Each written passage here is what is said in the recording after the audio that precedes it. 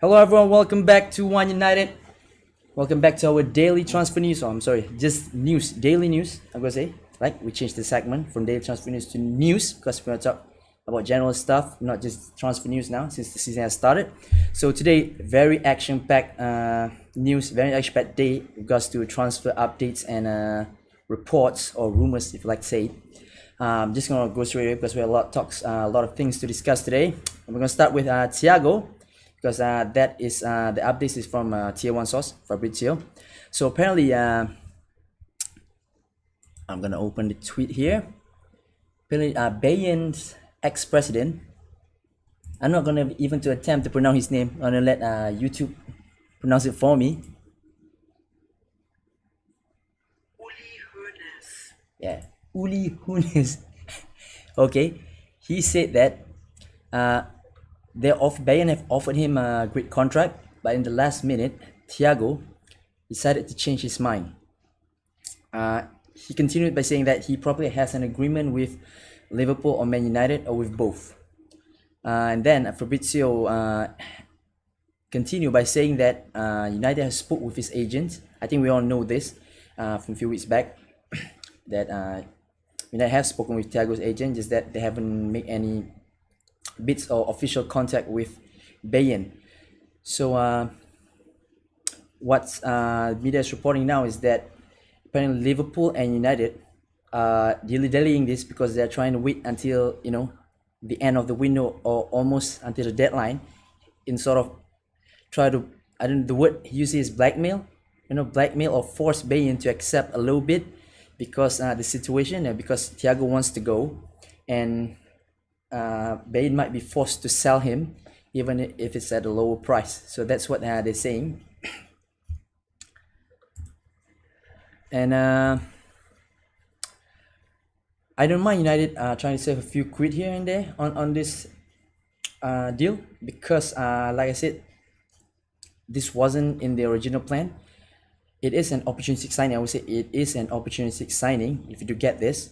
So looking at that situation, I think it's quite clever for once. I'm going to say United negotiating team is quite clever or try being savvy here by prolonging the deal and try to play sort of like bluff, who blinks first, either us, Bayern or Liverpool. Let's see who blinks first.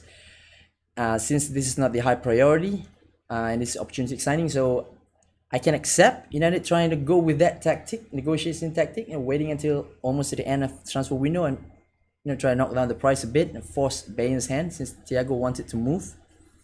And the statement there from the Bayern ex-president totally confirms that Thiago wanted to move. Contradicts with his press conference during the European Nation League when he said he never told he was he wanted. Well, we all know that's bullshit anyway. He did wanted to move, but Fabrizio still said that Liverpool still the favorites because Klopp is pushing. But the situation might change because Wijnaldum now looks like he might stay. So that kind of changed the whole dynamic, in the sense that Liverpool might not have the funds to bid for Thiago, but we just have to wait and see. Because I kind of don't entertain the idea that a club as Liverpool don't have 30 million quid to bid for one of the world best midfielders. So that sounds pretty funny to me. I do think they have the money, but maybe they are trying to do the same thing like United, low balling, prolonging the deal until almost the end of the window and forcing Bayern's hand to sell with a cheaper price.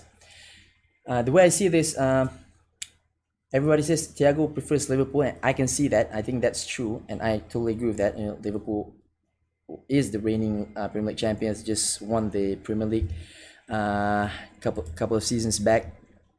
But if I were to put myself in Thiago's shoes, you have Liverpool. Yep, agreed. Great choice. Ready-made to win titles. But if you look at United, if I'm Thiago, then I look at United teams. We have from the top, we have Rashford, Martial, Sancho coming in. Big asterisk there. I'm gonna put a disclaimer coming in, and then you have Fernandes, and you have Pogba. Right, that front five. If you look at it, if you were Thiago and look at it, wow, that's a really good front five. That's not bad at all. Our defense, look at defense. It is statistically one of the best defense in Europe last season. It's not as bad as people make it out to be. I know we have deficiencies. I know they have their faults. It's not perfect yet, but it's not that bad. So again, you look at the overall team, and then you look at the front five. If I were Thiago, you look at the front five and you think, oh, if I were to put myself in that equation, on top of that, we have Van der Beek on the wings, as backup, just you want to change it up a little bit. If I were to put myself in that equation, if I was Thiago, I put myself in that situation, in that equation. That is a title challenging team. That team with Thiago as part of it is a title challenging team. Definitely for the Champions League and the Premier League. Imagine if we get Sancho, we get Thiago, and then we have Van der Beek now, and then we have Pogba, Fernandes, Martial, Rashford, and Greenwood on the wings as well. That team is definitely going to challenge for a title.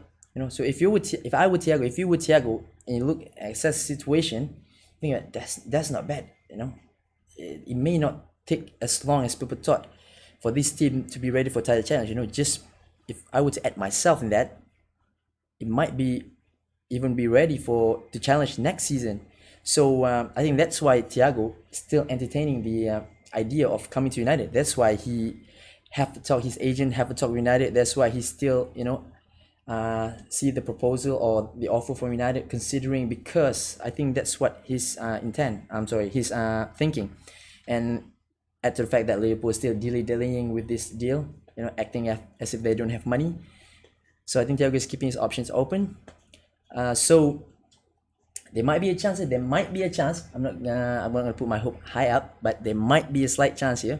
Let's see what happens. Okay, on that one, on Thiago.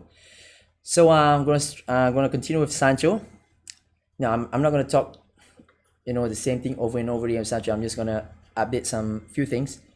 There's a lot of noise today on Sancho not joining Dortmund or not being in training with Dortmund since the European Nation Leagues.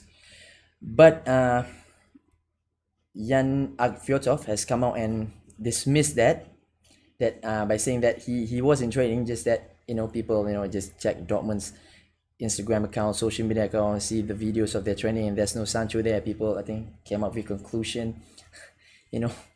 So Jan has come out and dismissed that. And if you're not convinced by that, you can totally convinced by this, whereby Dortmund, I can confirm you, Dortmund has confirmed in the Instagram account that Sancho will start in the DFB Pokal game tomorrow, and the local cup games. So that's totally busts the myth that Sancho did not train. That's a bummer, right? Totally a bummer. Excuse me.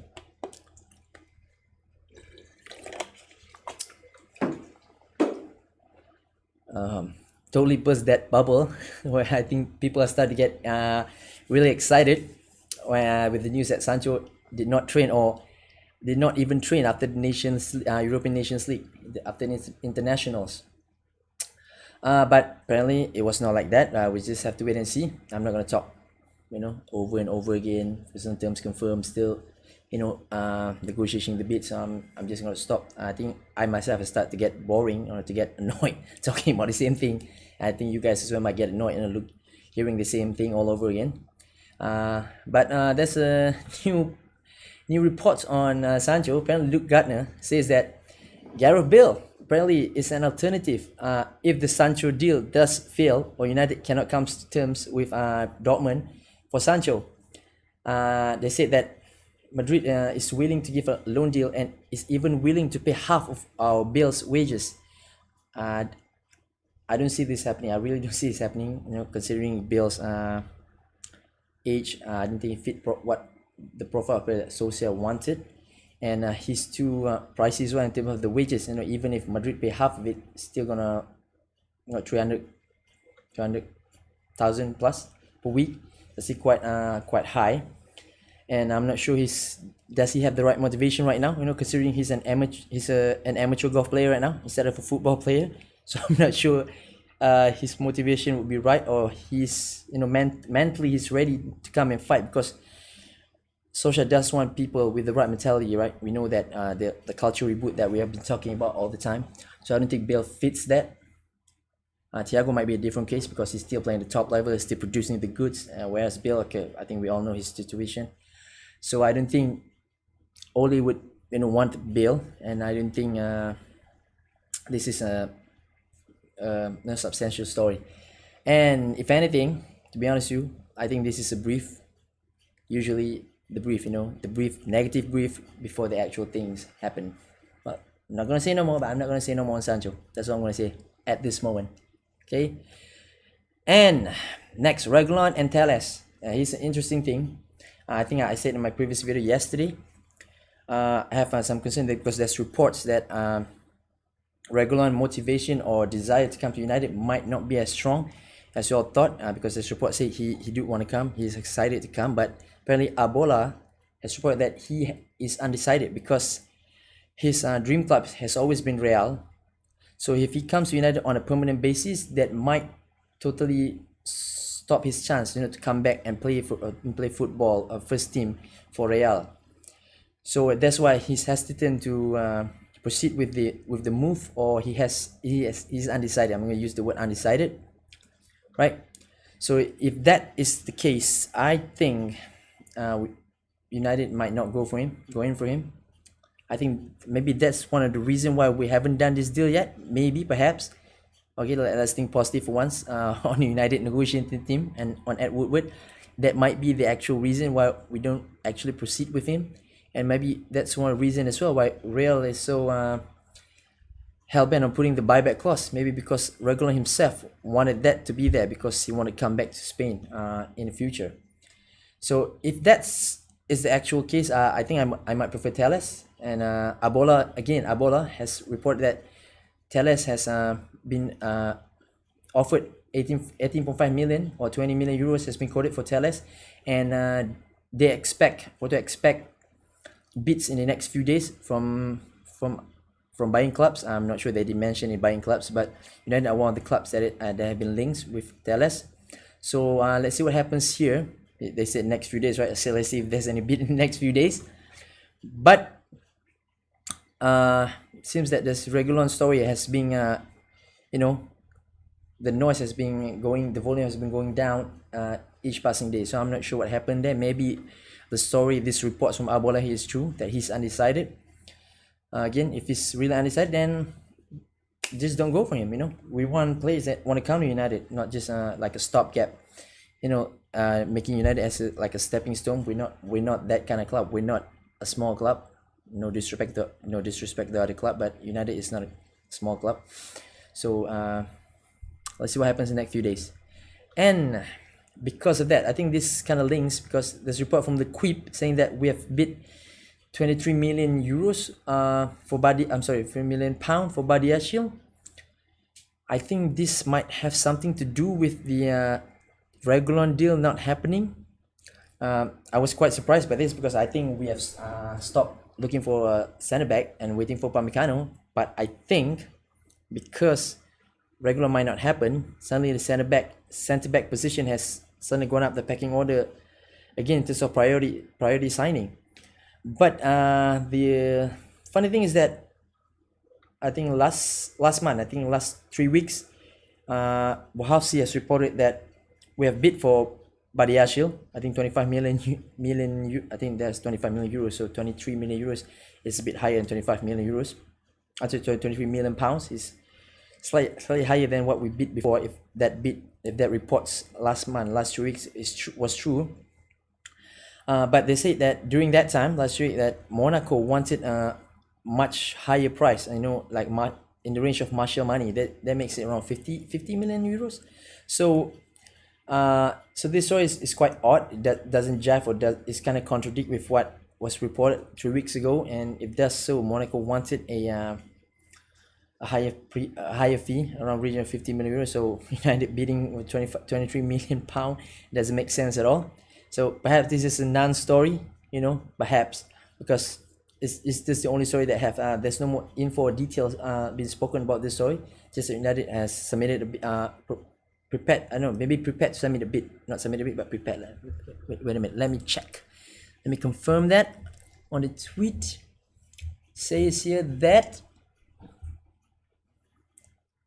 they are going to offer. So bid has not submitted yet. They are planning to offer a 23 million pound bid. So didn't see that happen. I'm not confident with this. I think this is another non-story. Might just be a story that reporter put for headlines. I don't think there's much substance in it. Okay, since that, like I said, if we were to decide to go for Oli, so I'm sorry, to go for Upamecano, and we're willing to wait, then I think that's what we're going to do. And considering the fact that Monaco themselves, I think the president or the manager said they want around a higher fee, around 50 million euros for Badishille. So I think that's the main reason why we are willing to wait for Upamecano instead of going for a stopgap, because the stopgap price is almost as Upamecano's price. That's why we didn't go for another centre back in the first place. But suddenly the story came up, so I think this is a non-story. I think this is a non-story, just a headline grabbing from L'Equipe. And lastly, I did say to you guys, I think 2-3 weeks back, I think Romero is happening to Villa. It's almost a done deal. Apparently, it's not, because wages are stumbling block. Apparently, I've read that wages has become a stumbling block in that deal, and because of that, Villa has turned their attention to someone else. And apparently, they have Fabrizio Romero has confirmed that Emilio Martinez from Arsenal will join Villa. So I think this totally kills the deal for Romero going. So I'm not sure what we're gonna do now. Look at it. We have a lot of players to clear out. We still haven't cleared Smalling. I really hope we can complete the deal with Roma by next week. Pereira and Lingard is still there. We still have Rojo. And now, Romero, definitely one of the goalkeeper has to go. I think Romero will be the one to go, because definitely first choice De Gea, second choice Henderson now. And the fact that Ligue plays in the preseason friendly with Villa yesterday just shows that Romero is totally not in the plan. And I think he deserved to more. He deserved to be, to be sold to go to a club where he can play regular football, because he's top goalkeeper. He has high quality, and he has been a good servant to United. So I believe he does deserve the chance to play regular football, especially considering his age. I think he wanted to play regular football. So I think we should. I think he is in the selling list, and we need to try to figure it out. But it's a bit slow from United, ineffective from United. I think, as always in this transfer window, we should be clearing out those players that I said just now. But yet none of them has been sold. They are here, which is why I think the recruitment has been so slow, because we didn't clear these people out, and yet we're not going to use them as much, or we're not even going to use them at all in terms of footballing, in terms of minutes, playing minutes. But we are still going to pay their wages. So if we recruit more players, then we have to pay that new player wages as well, on top of the deadwoods that are not going to play and not going to contribute to the team. So that makes it kind of difficult, in terms of balancing the books for the player wages. Keeping it down, keeping it to a acceptable value. Even you look at our goalkeeping department now, we have 4 goalkeepers, and amounting up to almost 600k per week for all 4 of them. So that just shows you we need to do some clear out. But the ineffective of our board, of our negotiation team, of our selling team, whatever team, I don't know what team handle this, is really baffling. I think one reason might be because there's no buyer, but I don't think people at Romero don't have buyers. So if you go out and offer them to people, I think people like someone like Romero, Pereira have value. Even Lingard, they have. But I think considering Lingard starts yesterday, I think Lingard might still be in all this plan, at least for a backup player, rotational player. And I do agree with that. I think Lingard might be a steady backup player. He can do a job. He played quite well yesterday. So I'm okay with Lingard staying, but certainly one of him or Pereira has to go. So, and then we have Rojo, and then we have Jones. I think Rojo can, like I said, I think Rojo have value. Pereira still have value. Romero definitely have value. I think we should at least sell 2 of these 3. Yet the fact that we did not sell any one of them yet, let alone people that has very low value like Jones with his injury problem, right? It's annoying. It's annoying. I think that because it affects our recruitment, because we need recruitment promptly. We need it as soon as possible. Ole needs it. I think Ole is getting frustrated as well. He's not getting the play that he wanted. Not getting enough backing from the board. I don't know why a club of this size has been so inefficient. If you just look at Chelsea, how efficient they have been this transfer window. No, I don't want to talk about money. Okay, I don't want to talk about money because people will say Chelsea has the money. They didn't spend last year. They have money from Hazard. No, I'm not talking about money. I'm just talking about the efficiency of how they do the business. They want a player, they go in, they bid. If it's not accepted, if they don't think the deal can be done, they pull out. They go to the second choice, or whatever, or they did a pre-agreement with the club, like Ziyech, like Werner. Even before season end, for transfer window starts, they already have a pre-agreement. We didn't even did that, So we leave everything during the transfer window, and then we took ages to come up to a deal, to conclude a deal. Even the Van der Beek deal, I think that's more to do like most people say, more to do with Van der Sar, helping us out, to conclude the deal as soon as possible. If it's up to United transfer team, I think it would take ages again. Just the positivity from the Van der Beek deal, the Van der Beek purchase has totally gone right now. I think people have started to revert back to the doom and gloom mood. So let's see what happens this week and earlier next week. If there's any changes, like I always said, if by early next week there's no concrete or substantial updates on Sancho, I'm going to start to lose faith. Right? I'm going to start to lose faith, and I'm going to be really pissed because Ole was not backed properly. If we are haggling for 10 million, 20 million, I think that's quite dumb. I think we should just go all out, because this is a player that Ole won, the managers won. I think this is a player that can give a lot of value, not in terms of what he can do on the football pitch, and in terms of putting us in a good chance to be a title challenging team, but also in the commercial fund as well. If you buy Sancho, how many commercial deals and how many shirts he can sell. I know that will not bring that too much of revenue, but definitely someone he should go all out, because he can play at 10-15 years for United.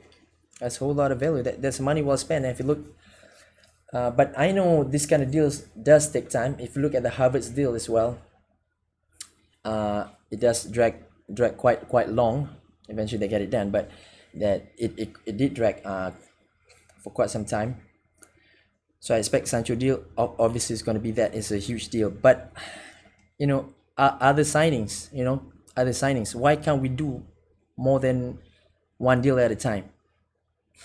That's the thing that annoys me. I know, like I said, I think since last month, weeks, I don't mind Sancho deal drags a bit, because it is a huge deal. It is a marquee signing, 120 million euros.